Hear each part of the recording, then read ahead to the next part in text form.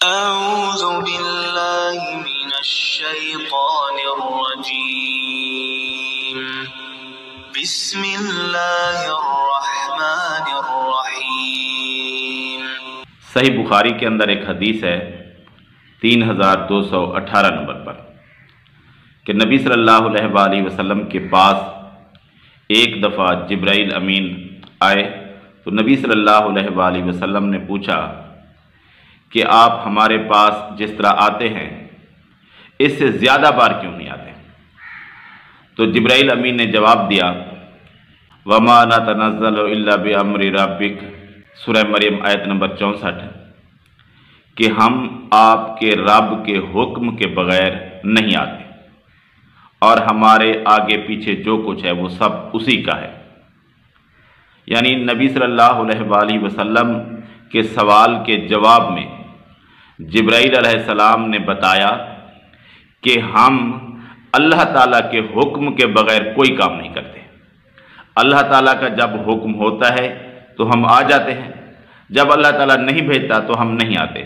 ہمارے سارے کام اللہ تعالیٰ کی مرضی سے ہوتے ہیں، ہماری اپنی مرضی کچھ نہیں ہوتی۔ جو کچھ بھی ہم کرتے ہیں اللہ تعالیٰ کے حکم سے کرتے ہیں، ہمارے آگے پیچھے جو کچھ ہے وہ سب اسی کی مرضی کا ہے۔ تو یہ حدیث بتاتی ہے کہ فرشتے اللہ تعالیٰ کے حکم کے بغیر کوئی کام نہیں کرتے۔ تو اس حدیث سے پہلے 3217 نمبر پر ایک حدیث ہے جس کے اندر ہے کہ جبرائیل علیہ السلام آئے نبی صلی اللہ علیہ وآلہ وسلم کے پاس۔ اس وقت نبی صلی اللہ علیہ وآلہ وسلم حجرہ عائشہ رضی اللہ تعالی عنہ میں تھے۔ تو نبی صلی اللہ علیہ وآلہ وسلم نے عائشہ رضی اللہ تعالی عنہ سے کہا اے عائشہ، یہ جبرائیل علیہ السلام ہیں، یہ آپ کو سلام کہتے ہیں۔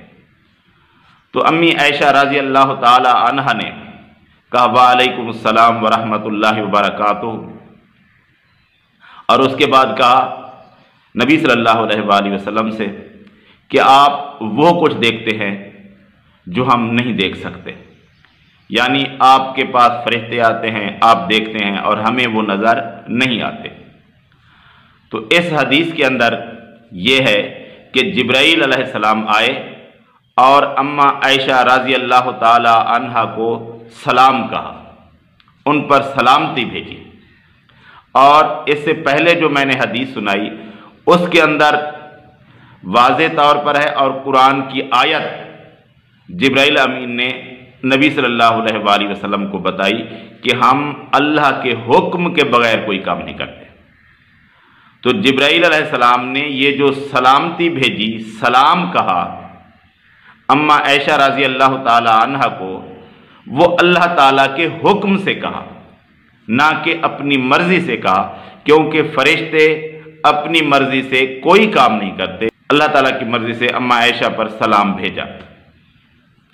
تو یہ سارا کچھ اللہ تعالیٰ کی مرضی سے تھا اور اللہ تعالیٰ کے حکم سے جبرائیل امین نے اماں عائشہ رضی اللہ تعالیٰ عنہ کو سلام کہا۔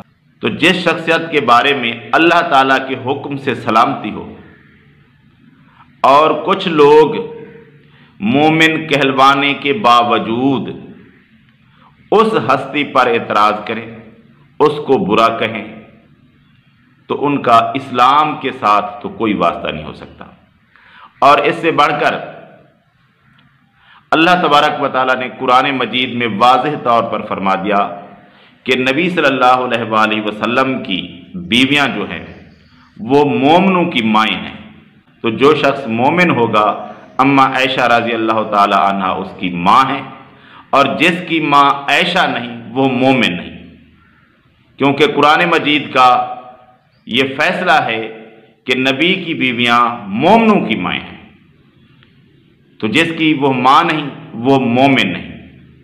اور یہ جو لوگ اعتراض کرتے ہیں وہ تو اس طرح ہے جس طرح کہ اللہ تبارک و تعالیٰ نے حکم دیا کہ فرشتوں آدم علیہ السلام کو سجدہ کرو، سب نے سجدہ کر لیا، ابلیس نے سجدہ نہ کیا۔ اللہ تعالیٰ نے پوچھا کیا ابلیس تو نے سجدہ کیوں نہیں کیا؟ جبکہ حکم تو میں نے دیا ہے۔